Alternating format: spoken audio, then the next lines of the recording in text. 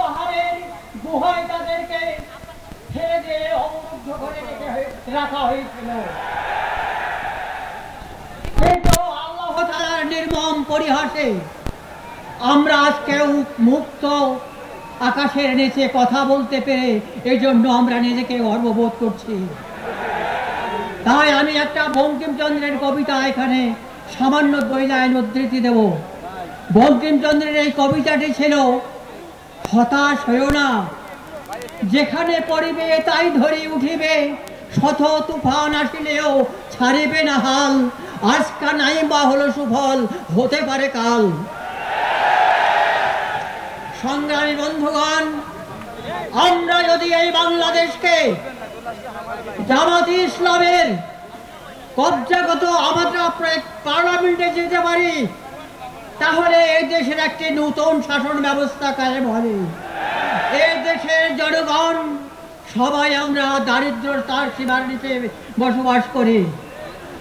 আপনারা এটা মনে করবেন জামাতেরা যদি পার্লামেন্টে যায়, সর্বোপরি আমাদের বন্টন ব্যবস্থাটা সুষম হবে, এটার কোনো ভুল নেই।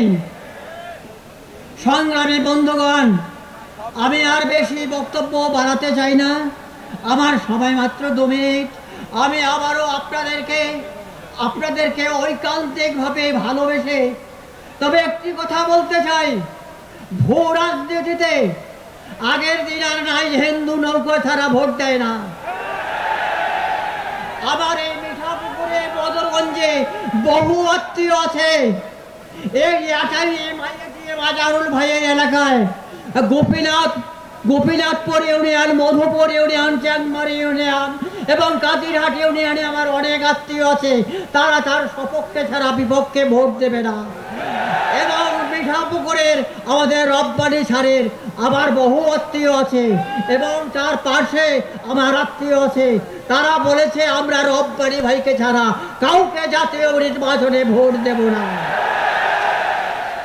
আমরা আশা করি আমাদের রংপুরে 33টি আসনকে আমরা যদি বিজয় করতে পারি, জামাতে ইসলামের এটাই হবে আমাদের জীবনের সার্থকতা। এই স্বাধীন বাংলার জামাতে ইসলামের বড় সার্থকতা হবে এটাই। সংগ্রামী ভাইয়েরা, আমার বক্তব্য শেষ হয়ে গেছে। আবারও আপনাকে শুভেচ্ছা ও ধন্যবাদ জানিয়ে আমি আমার সংক্ষিপ্ত বক্তব্য এখানেই শেষ করছি। জয় বাংলাদেশ, জয় জামাতে ইসলামের, জয় মেহনতি মানুষের। সবাইকে ধন্যবাদ।